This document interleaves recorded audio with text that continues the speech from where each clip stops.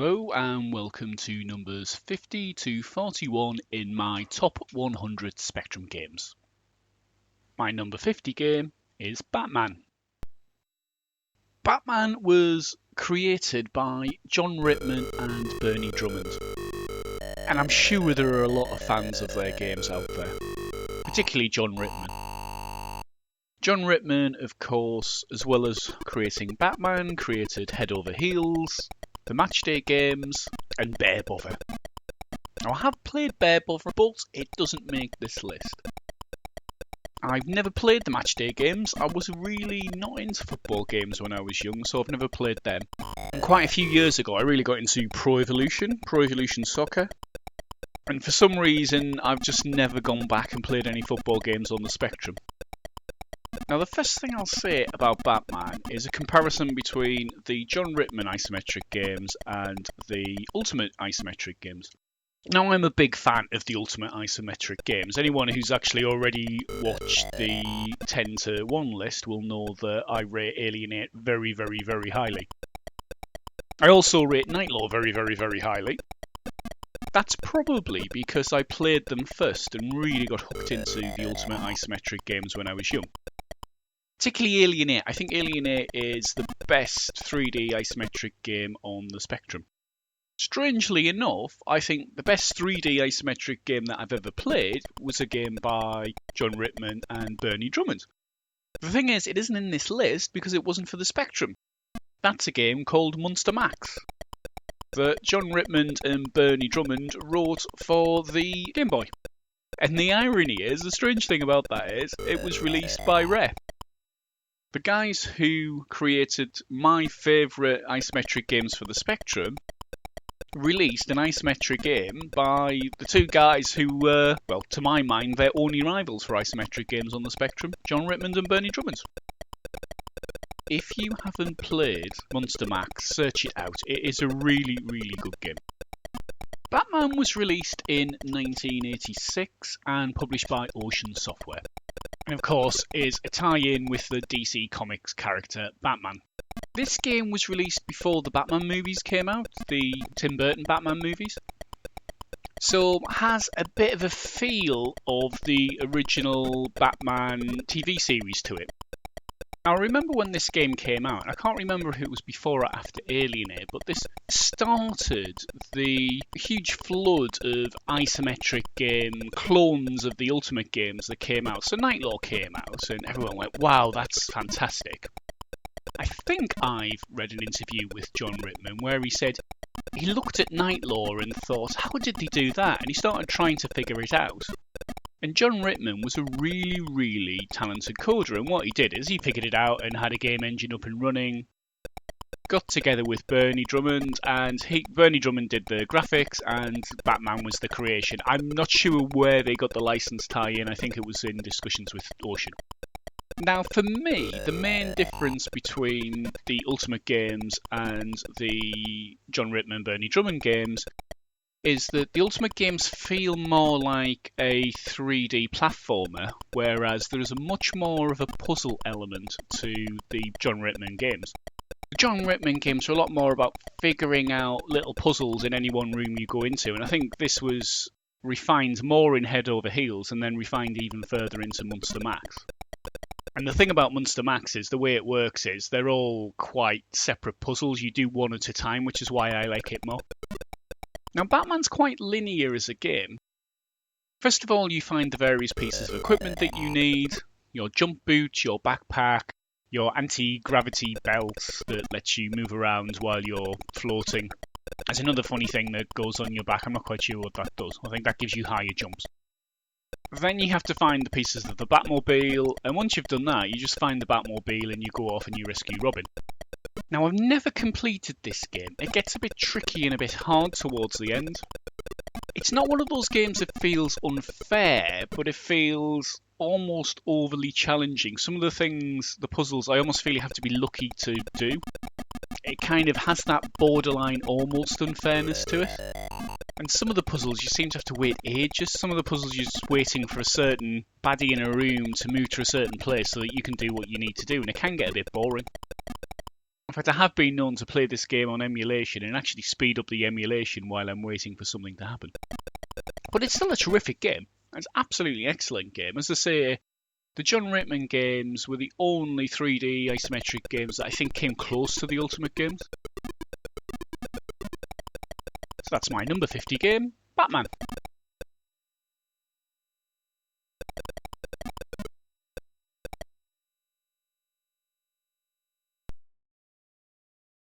My number 49 game is Bugaboo the Flea.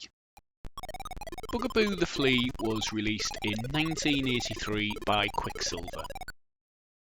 Now, I can't remember really playing this game a lot back in the day. I remember I played it a little bit. And I think, given that it was an early game, and given what I've said before in this series about most of the early games I think my cousin had, and I used to play when I used to go and stay there. So I think it was my cousin who introduced me to this game.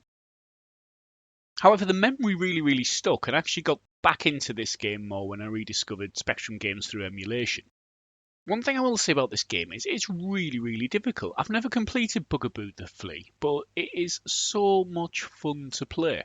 The first thing that strikes you about Bugaboo the Flea is the introduction. It's got an almost cinematic-like introduction.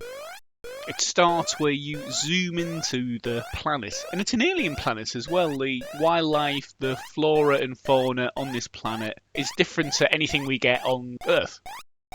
And you zoom into this planet, and then if you wait long enough, you see your flea jumping around the planet's surface and having a mishap and plunging down a hole. Right down to the bottom of this hole he goes, and then he just sits there blinking at you with a smile on his face. The control method of this game is fiendishly simple. You have two keys, left and right. You press the left key, you jump left. You press the right key, you jump right. Fine control is given by the length of time that you hold the key down. So if you hold the left key down for longer, the jump meter goes higher and you will jump higher. Until you get to the point where the jump meter is full and then it jumps back to zero again. Now, I've played this game lots, and I've played modern games that have a similar control mechanism.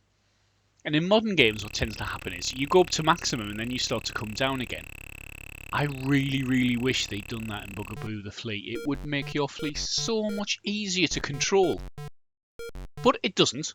And I don't know whether it's me getting old and my reactions slowing down a little bit, or it's always been like this, but I find really small jumps hard to make. And the only way I can make a little tiny hop is to wait until jump meter loops round, so I try and get just a little bit as it goes from maximum to minimum.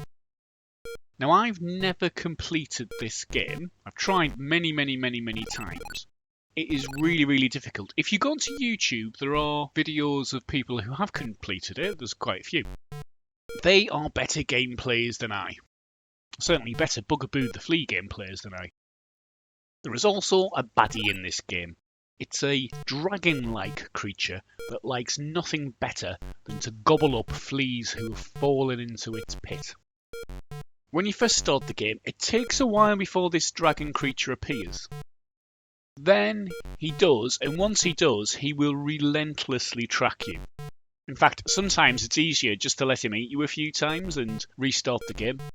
Now, it's been a while on this series since I've said this, but I think this would make a really good modern game. You can just imagine a remake of this on a handheld device, a phone, or a tablet, or something like that, where you just tap the screen for the strength of your jump and jump. I guess the difficulty level is a bit hard, but you could have different pits to get out of. You start with an easy pit, and it gets harder and harder. And playing this on a modern touchscreen device I think would be really good. So that's my number 49 game, Bugaboo the Flea.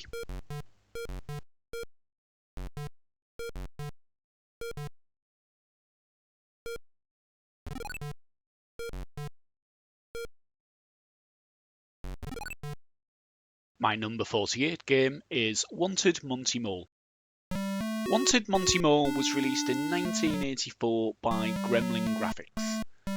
And for me, I think it was the first Gremlin Graphics game I'd ever seen. I'm not sure when Gremlin Graphics came into existence, But I'd never seen any games by Gremlin before 1984, so this could have been their first, if not one of their first. Now, looking on the World of Spectrum website, it says the original price was £6.95, so it was about £7. Back in 1984, that was quite a lot for a game. I'm pretty sure I bought it from an independent software shop. Most of the shops I bought my games from back then were independent. And I think they were having a sale, or they had this on special offer, because I seem to remember getting it for under a fiver. It was either £4.95 or even £3.95. And I'd seen the release of Monty Mole in Crash. And of course, it was a Crash smash. You looked at the pictures in Crash and went, wow, that's amazing. And I remember getting it home, loading it and playing it and going, these graphics are good. And you play it for a bit and the control's really, really good, and there are some really, really good platform sections, and you collect the coal and it's really, really good. I remember playing it for hours that first time I played this game. And I remember playing it lots and lots and thinking, this is it. This is the next level above Jet Set Willy. Jet Set Willy was a great game, but the graphics and the control on this game make it even better than Jet Set Willy. However, as the days and weeks went by, I realised that this wasn't as good as Jet Set Willy. And there are a few reasons for that. One is, when you get down to the bottom of the first pit, if you haven't collected everything, you can't go anywhere and you can't backtrack. Now that felt like a bit of a bad game design at the time, and I think still does. The next thing is the crushers. I've read an interview with the authors of this game where they say, yeah, we made a mistake making the crushers random. So getting past some of those early crushers, especially the ones that are really, really small, can be impossible. You literally have to be lucky. And I've said a few times about games that feel unfair, and I don't like games that feel unfair, and those crushers feel unfair. But that doesn't take away from this title being really, really good. The graphics are excellent. And in a way, it was an evolution from Jet Set Willy, but maybe an evolutionary dead end in that some of the game mechanics I feel were not as good as Jet Set Willy. It's not as free roaming as Jet Set Willy. And it has that unfair quality to it. But of course, the graphics are absolutely excellent. And there are different things in it. The crushers were actually something a bit different to Jet Set Willy. There's, if you get far enough into the game, a minecart that you can ride on, which again was a bit different. So that's my number 48 game, Wanted Monty Mole.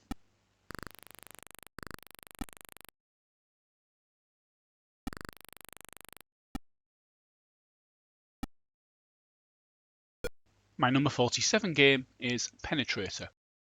Penetrator was released in 1983 by Melbourne House, so it's quite an early Spectrum game.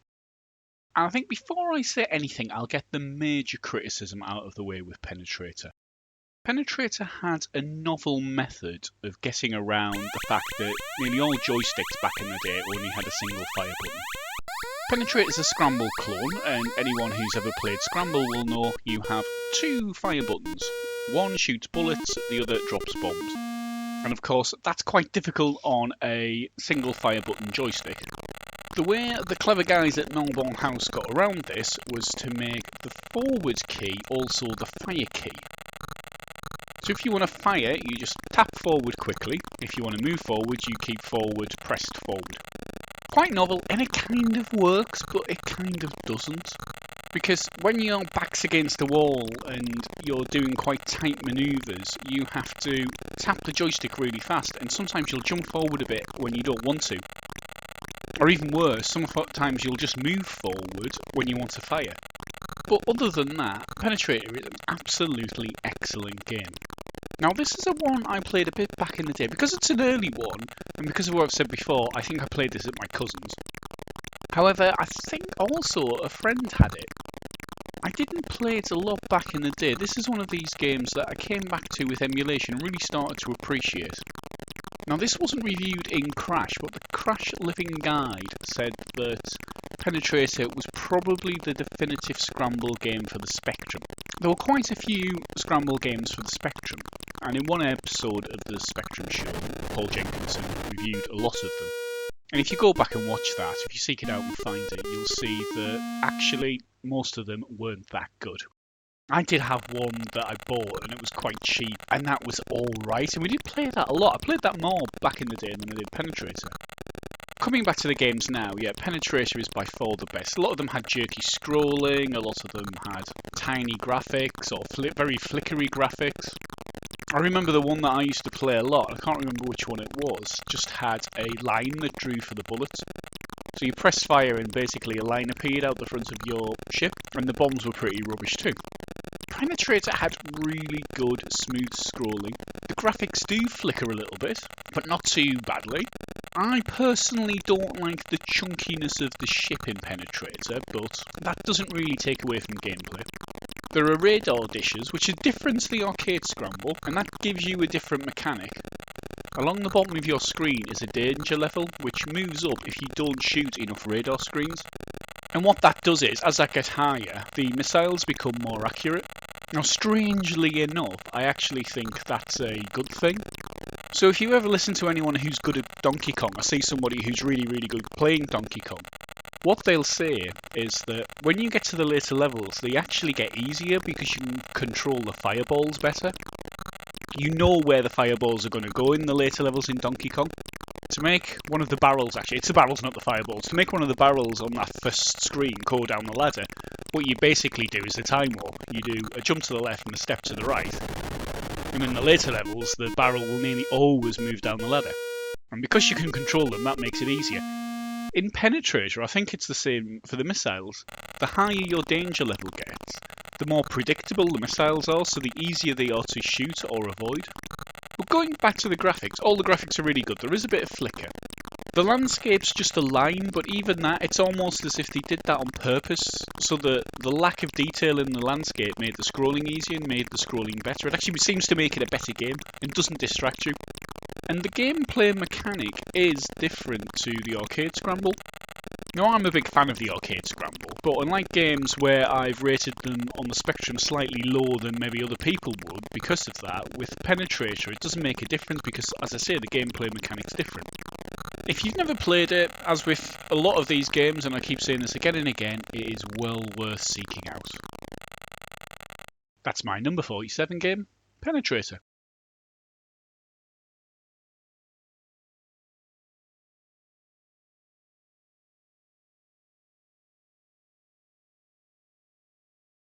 My number 46 game is Balderdash.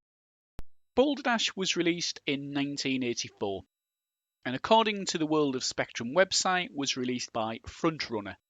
Now that's interesting because I always thought that Balderdash was released by First Star Software. Well, First Star Software is a US company, so I'm guessing Frontrunner released it in the UK. As with Penetrator, I'm going to get the major criticism of this game out the way up front. So the Spectrum version of Balderdash has a weird feature whereby your character can move quicker than the game can scroll. So basically what happens is, if you move to the left or the right or up and down really, really quickly, your character goes off the end of the screen and keeps moving. Now the strange thing is, back in the day, I actually thought this was a cool feature. I thought, wow, that's amazing, you can move outside the visual area of the screen and still keep playing. And then the screen kind of catches up in a really kind of slow, cool way. Of course, on some of the later screens of Balderdash, there's quite a tight time limit, so that really, really hampers you. Don't think any screens are impossible, but they're made a lot harder because of that. So the gameplay of Balderdash is quite simple. If you think of arcade games like Dig Dug or Mr. Do, or for those of you lucky to have ever played it, The Pit. And by the way, if you haven't played The Pit, seek it out. The Pit was a very, very early game. I think it was released by Century, and it is absolutely superb. It was released before Dig Dug or Mr. Do, and is that kind of digging mechanic, but I loved it. It was in my local cafe when I was a kid. So the local cafe for years and years and years always had one or two arcade machines. I remember they had a Scramble for quite a long time, and that's where I got my love of Scramble from. And for a while they had the Pit there. I used to love playing it. I wasn't very good, but I still loved playing it. And of course I loved watching the older kids playing it who were really, really good at these games and could get through lots and lots of screens. In fact, I think back then I spent more time as a spectator than I ever did a games play. Back to Balderdash, what you need to do is, on each level, somewhere there's an exit, and to activate that exit you need to collect a certain number of gems. And what you do is you have open spaces and you have soil that you dig through. And then you have the boulders, which if you dig out the soil from underneath them, will fall on you. Also, if you dig out the soil to the start of them and they're resting on another boulder, they kind of topple down in a pyramid fashion. And that's it for the first few levels. And as you get to later levels, you get baddies. So you get various baddies that move around the levels and will kill you if they come into contact with your character. Now, I think I'm right in saying that all of the baddies have predictable movement. All of their movement is always based on a certain pattern. The other thing about the baddies is when you kill them, and there are various ways to kill them, one is drop a boulder on them, they quite often will release gems. So in some levels, you don't have any gems to start with. What you've got to do is kill a certain number of baddies, collect all the gems, and then find the exit. On later levels, you get things that grow. There's a kind of green goo that will grow. And this also can kill the baddies and release gems. So sometimes what you've got to do is kind of connect the glowing green goo up with the baddies and then collect all the resulting gems. And that's the basic gameplay. And I like this game because it's one of those kind of Twitch puzzlers. It's not just a game that you have to think through. And it's not just a pure Twitch game where it's all based on reactions. There's a bit of each one. And most of the levels take a bit of intellect. They take thinking through, working out your strategy, and then the Twitch part of the gaming is the execution of that strategy. You might have to push a boulder at the right time, or dig a certain route through the soil, which you don't want to deviate from. And it all comes out as really, really good fun. So I think as we move up this list, you'll find that, yeah, I like strategy games. I'm not just a Twitch gamer. I don't just like shoot 'em ups. I've said that before. And there'll be more kind of strategy games as we move further and further up the list, that's for certain. And this is one of them. If you've never played it, it's really well worth seeking out. I don't know if it's distribution denied on the World of Spectrum website. It appears not to be, so you can download it and play it emulated, and I'd encourage people to do that. It was available on lots of other systems as well, loads of other systems, and there are actually more modern remakes of it. Those aren't homebrew remakes. First Star Software has actually made Balderdash for updated consoles. I know there's one for the Game Boy Advance because I nearly bought it. So that's my number 46 game, Balderdash.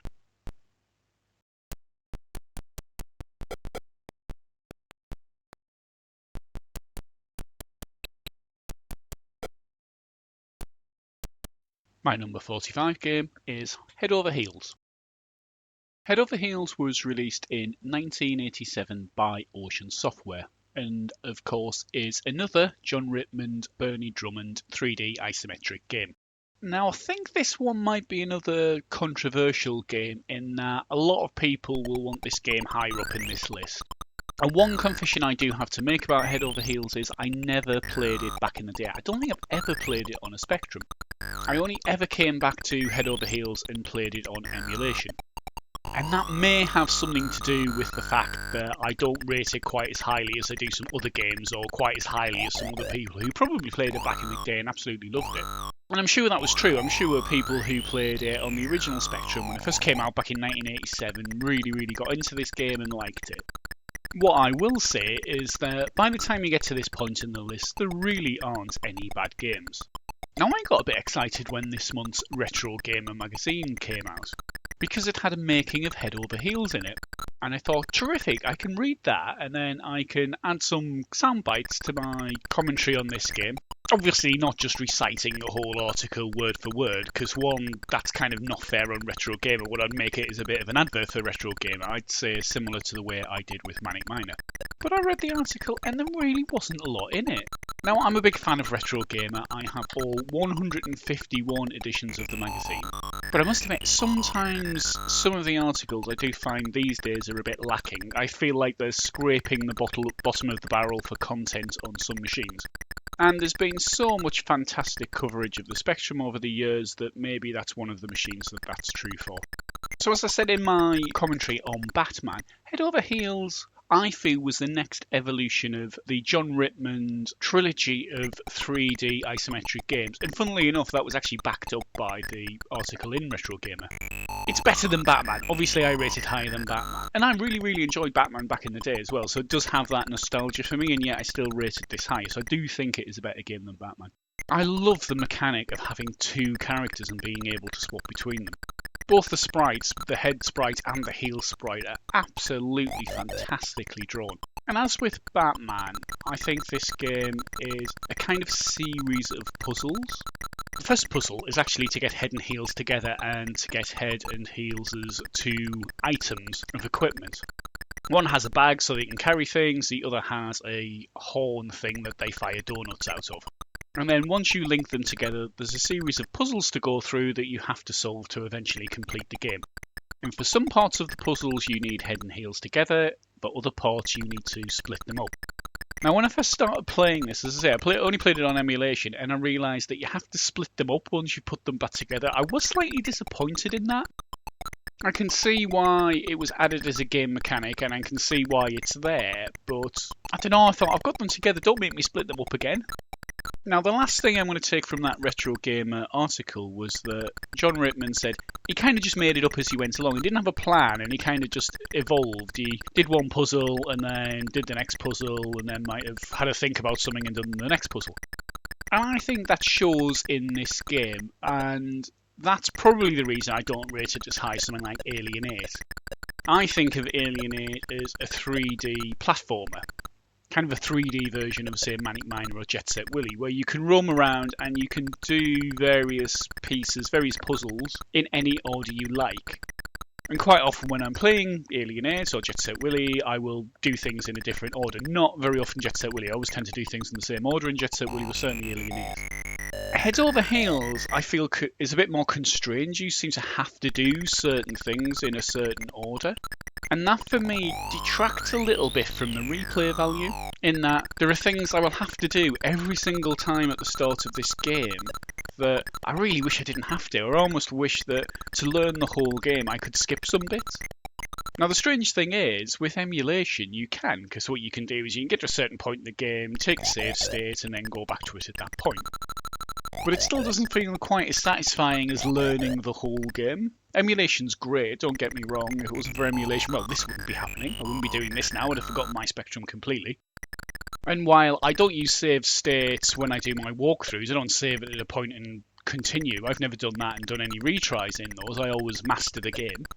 Practicing the walkthroughs, emulation is a big part of that. I use it quite a lot, especially when there's particularly tricky parts of a game. Jet Set Willy being a case in point. But I'd still like to be able to get to the point where I can do a game completely all the way through. And to do that, you have to practice it from the start quite a lot. And I think that's the thing that detracts for me from Head Over Heels. It kind of gets boring doing that start bit over and over again. Now, some people will tell me I'm wrong. It's not quite like that. You do have choice, I think, in Head Over Heels. But that's just how it feels to me. But like I say, it is a brilliant game. There were a load of 3D isometric games for the Spectrum, and a lot that people loved. And while I don't rate this as high as the Ultimate games, this is certainly the highest of the rest. And for anyone wondering, that means that you won't find Sweevo's World on this list at all, because to be honest with you, I've never really played that at all.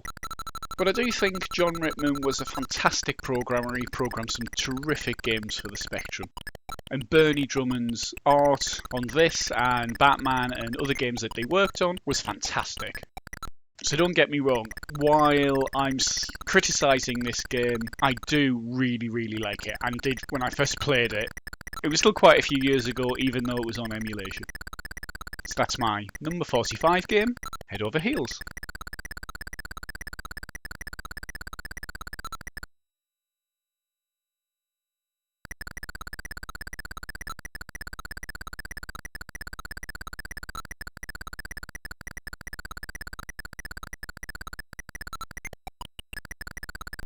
My number 44 game is 3D Death Chase. 3D Death Chase was released in 1983 by Micromega. Now what I think is really amazing about this game before anything else is that it's 3D and it's 16K. And as well as being 3D and 16K, it moves along at a phenomenal pace. So for anyone who hasn't played this game, you basically play a biker who is chasing after two other bikers through a forest on a motorbike, trying to shoot them. There are some bonus baddies in the distance, either a tank or a helicopter that you can also shoot for some bonus points. But your main objective is to shoot the two riders that are in front of you. You start the game stationary and you have to speed up, and the bikers that you're chasing get bigger and bigger until they come into range when you can shoot them. Of course, as you're chasing them through a forest, the trees get in your way. Now the scoring in this game is quite interesting. I remember reading, I think it was in a Retro Gamer remake or commentary on this game, that ironically the worse you are at the game, the higher score you can generally get, because you get points just for moving. So if you're rubbish at shooting the bikers and you spend ages driving around the first level, you'll actually get more points than if you shoot them quickly, get onto a hard level and die quickly there. Now the controls of this game are a little bit cumbersome. If I'm going to criticise it for anything, it's that the layout of the keys along the top row can sometimes be a bit difficult to get the hang of. I'd have preferred the old QAOP space layout that I think a lot of people do prefer. But other than that, it is a terrific game and it often features very highly in top lists of Spectrum games. In fact, in other lists, I think I've seen it in the top 10. Now, I can't really talk about this game without also talking about the speeder bike chase in Return of the Jedi. Return of the Jedi was also released in 1983 and of course has that speeder bike chase. And similarities are bound to be drawn between them. The funny thing is, at the time I didn't realise that. Back in 1983, 1984 when I was playing this game, I just thought it was a terrific game and didn't actually get the connection with Return of the Jedi. It wasn't until more recently when you start reading things about this game where people say, oh yes, it was very similar to the Return of the Jedi speeder bike chase, that you think, oh yeah, okay, I see what you mean. Now I mentioned before that as you get to subsequent levels in this game it gets harder and basically you get more and more trees. So you've got to weave in and out of the trees and try and shoot your opponents as you do it. And in later levels, basically you can't try and aim at the opponents, you can't chase after them. What you do is you just keep your finger on the fire button, avoid the trees and hope that at some point you hit them. Or as I say, if you don't hit them it's alright because you're still clocking up points all the time, so the longer you go the better you are. That's it, it's a really simplistic game. And I think if there's one lesson I'd take from this game being so high in this list, and being so good and being so high in other lists, it's that you don't need a really complex game to be a good game. A game doesn't have to be complex to be good. Don't get me wrong, there are some incredibly complex games that I really enjoy. But there are also just some simple games where somehow somebody managed to cram a 3D game into a 16K Spectrum.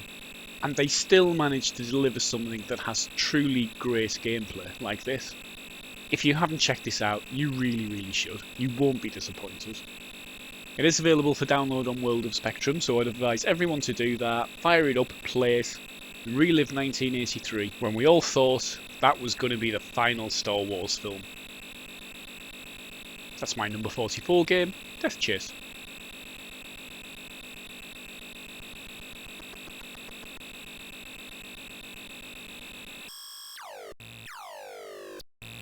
My number 43 in a big game is Oracle's Cave. Oracle's Cave was released in 1984 by Doric Computer Services and written by Chris Dorrell. This is another one of those ones that I forgot when I first went through the list, so I'm kind of crowbarring in. The thing I would say is that if I'd have remembered this when I first did the list, I don't think it would have come this high up the list. I think it would have been a bit lower down. Probably somewhere around the 70 mark, maybe high 60s, low 70s, something like that. But it is a good game, and for anyone who's never played it, it is well worth seeking out. When you first start the game, it generates a random maze, and there's quite a long pause while you do that. I remember back in the day, that could be a long time. These days it's not so bad, because with emulation, you can just speed your emulator up and it happens quite quickly. You're then asked which quest you'd like to do. And there isn't really much difference in the quests. You just have to defeat a different monster, a dragon or the Black Knight or the Mummy, before you then go on and defeat the Oracle. The other thing that you have to do to complete the game is find a certain amount of treasure. Going back to it now, I found the game very simplistic. There's not actually a lot you can do. You can search, you can fight, you can rest, you can eat food, you can move. There isn't really a lot more to the game than that. The other thing that I found was it was really difficult to kind of get started. And the reason for this is when you start, you don't have a weapon, so you can't easily defeat any of the monsters that are in the cave that you need to get past to complete the game. And the only way to find a weapon is to search, but when you search, you won't always find a weapon. Sometimes you lose your food, which is a bit frustrating. And I always think you can't be that good an adventurer if you just lose your food so easily. When you search, you might not always find a weapon as well. So sometimes when you search, you'll find that you find a key or some more food. You found your lost food. And it can take quite a while to find that weapon that you need to then defeat the monsters. But once you have that, you can start getting into the game, building up your strength and facing off your final foe, and then moving on to defeat the Oracle and escape from the cave. You have a time limit of 5 days, and what this really is about is how much rest you can take, how much damage you can recuperate from as you wander around the cave and as you fight the various monsters there. When you fight, your energy depletes and you get wounds, and you need to rest to heal your wounds and to get your energy back. Food can be a big help in this, as can Magic Balm, which you can use to cure your wounds. But in general, you will find yourself using time to rest and heal up before you move on to your next encounter. And that's it. As I say, it's quite simple. I think back in the day, it did catch my imagination. I was this warrior wandering around the cave. And the kind of animated look that it had was really, really good. I think the animation, they're a bit more chunky. They're quite simplistic, but almost the next step up from Valhalla. They are a bit more than Valhalla, even though there isn't quite as much going on at the screen. There aren't as many characters on the screen, but the guy's chunkier. It's a bit slow. I must admit, if I play it now, I crank the emulation speed up. So that's my number 43 in a big game, Oracle's Cave.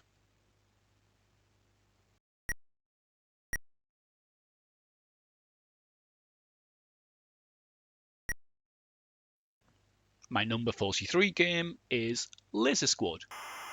Laser Squad was released in 1988 and is, of course, by the master of all things strategy, Julian Gollop. Actually, is it Gollop or Gallop? I've always pronounced it Gallop, but if anybody knows, and Julian, if you ever listen to this, you are a god and amazing, and could you correct my pronunciation of your name, please? So as I say, Laser Squad is by Julian Gallop, and that pretty much means it's going to be a strategy game, and it's a turn-based strategy game.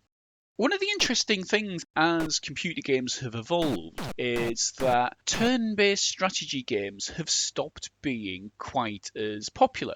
And the main reason for this, I think, is the rise of the real-time strategy games, things like Warcraft and Command & Conquer being two really, really good examples. And they're fantastic games, don't get me wrong.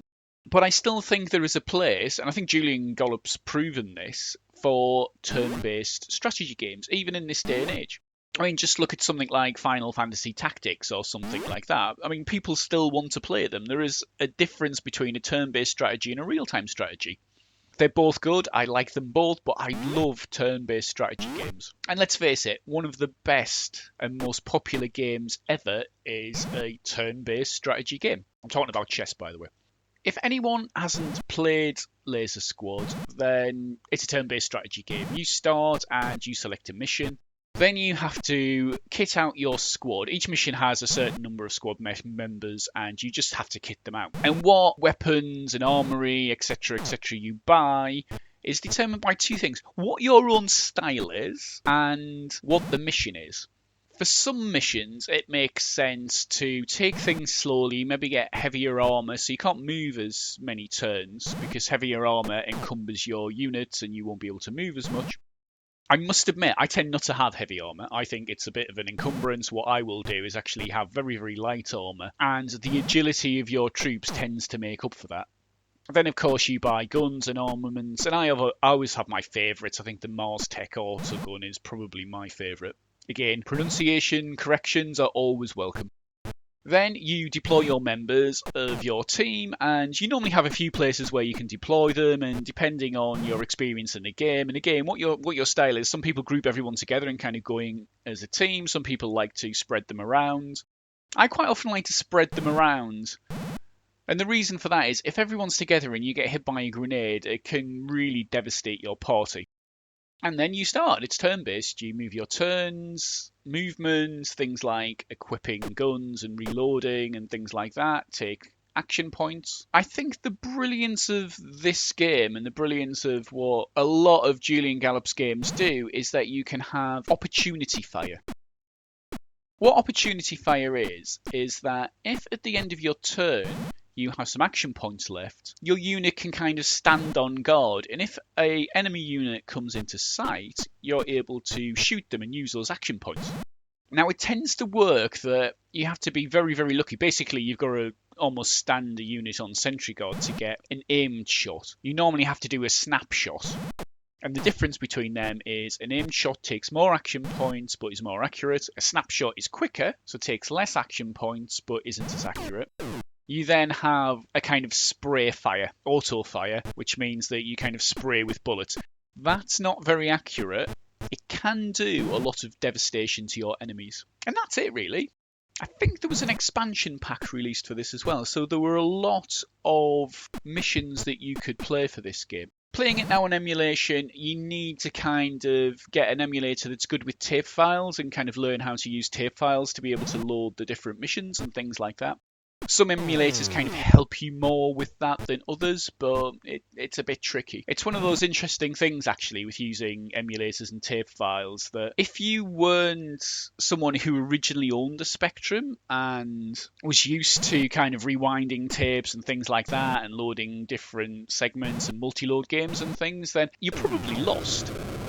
And I think the equivalent would be when I go back and try and play Commodore 64 games emulated, I'm a bit lost because I don't know how I would have loaded games into the Commodore 64 back in the day. I didn't have one. I never loaded games into one. So I don't have that kind of background knowledge to help me out so I can work out what to do now.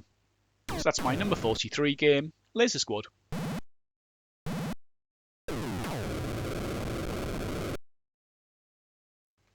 My number 42 game is Gunfright.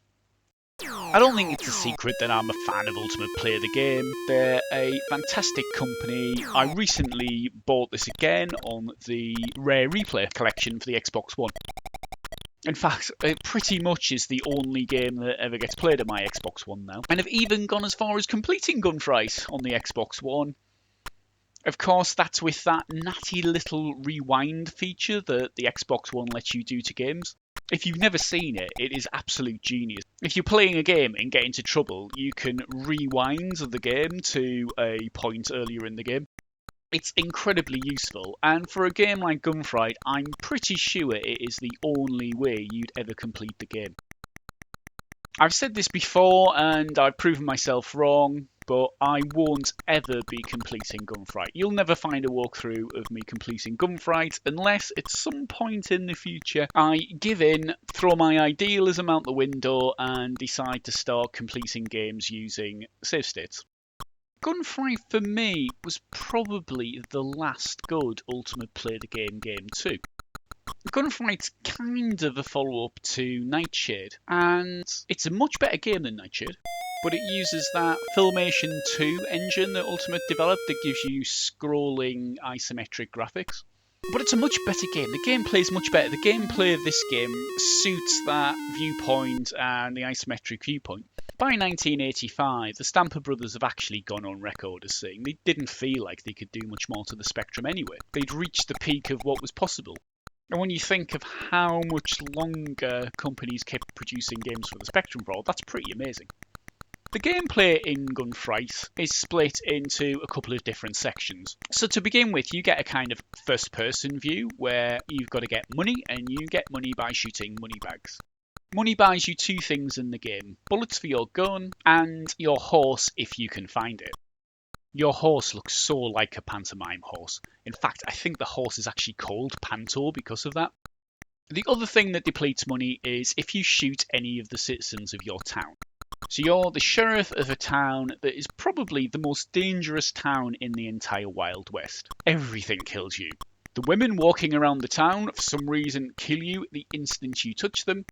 There are little boys who will point to the baddies, which will also kill you if you touch them.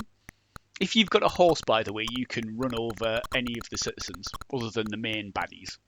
There are tumbleweeds later in the game, which will also kill you. And of course, touching the baddie kills you. You do, of course, have your trusty 6-shooter.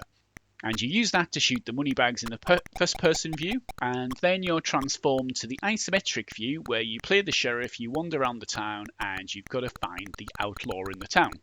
When you do, you have to shoot him, but that brings you into another first-person view where the outlaw will move around the screen, and at some point you'll see draw come on the screen, he will go for his guns, you move your cursor over him, and if you shoot him before he shoots you, you go to the next level, and another outlaw.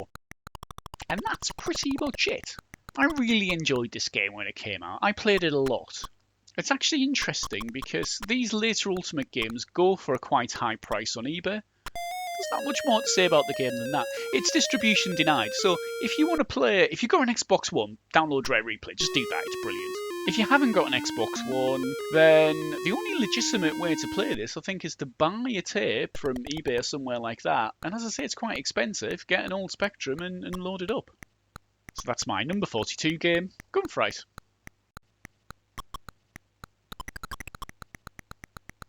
You can play it on the Spectrum Vega as well.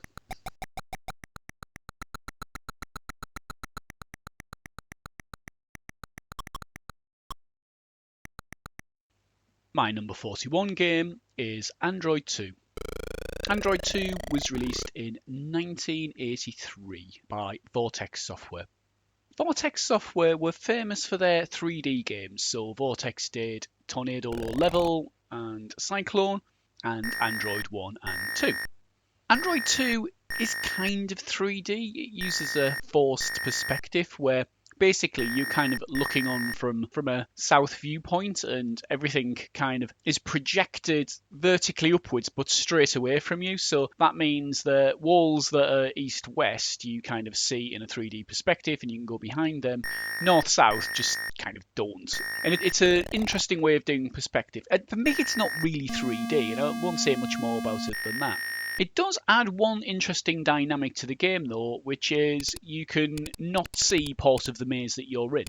And given that that maze is populated by mines that will kill you if you run over them, that can make things a little tricky. This is just generally a tricky game anyway. Your mission in Android 2 is to destroy 5 worms. And these worms can be found in the aforementioned maze, and what you have to do is find them and blast them in the head a number of times. Now, there's lots of useful information on the right-hand side of the screen in Android 2. You have a scanner, you have your number of lives, you have how many worms are left, and you have your mine proximity meter as well, which will actually tell you how close a mine is, and that's really, really useful. As well as the worms in the maze, there are 2 different kinds of android that are opposing you. There's the red kind, which wander in set patterns, and the blue kind that wander around a bit more randomly. I do think there is a pattern to how they wander around, but it's a lot more free roaming than the red ones, who definitely stick to either vertical or horizontal paths. This is a really difficult game. You start playing, and if you've never played this before and you last more than a few seconds when you first start playing, then that would be really, really impressive. However, this is one of those games where you just have to keep having one more go. And I can't think of a better example of the one more go genre on the Spectrum than this game. And that's basically the reason it is so high in this list. I've said before that while I like shoot 'em ups, I'm not the world's greatest shoot 'em up fan. This, at its heart, is a shoot 'em up. It's a twitch game. You need really, really quick reactions, but you need a bit of control. The controls for this game are interesting because you rotate your android, move forward, and shoot. And when you're in a tight situation, that does make things a little tricky. Sometimes that control can feel a bit cumbersome. But once you get used to it, it isn't too bad. At first you might find yourself blaming the control mechanism for dying quite a lot, but once you get used to it, it's not too bad. There's a few times where you have to do some very, very swift manoeuvres. Normally when you go and negotiate round 1 or 2 of the red robots who, as I say, walk on fixed paths. But there's not a lot more to it than that. It's one of those games that seems to be complex and yet quite simple at the same time. Kind of complexity born of simplicity. I've played this a lot. I played it back in the day. I think it was another one of the ones my cousin had. As I said, my cousin had a lot of the early games.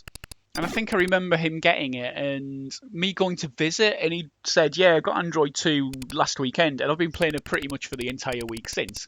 And I remember watching him and thinking, oh, this doesn't look too bad. It looks quite easy. I mean, it looks a bit tricky in places, but I could give that a go. Then jumping onto it, and of course, only lasting those few seconds that I mentioned at the start of the review. But I'd highly recommend it. I'd recommend anyone to give this a go. It really is a very, very good game and very addictive. If you can manage to only play this game once and not just have that one more go, then actually that's quite impressive as well. So that's my number 41 game, Android 2.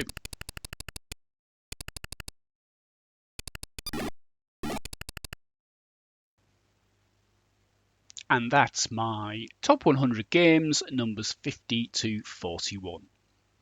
My number 50 game is Batman, number 49, Bugaboo the Flea, 48, Wanted Monty Mole, 47, Penetrator, 46, Balderdash, 45, Head Over Heels, 44, Death Chase, 43 and a bit, Oracle's Cave, 43, Laser Squad, 42, Gunfight, and my number 41 game is Android 2.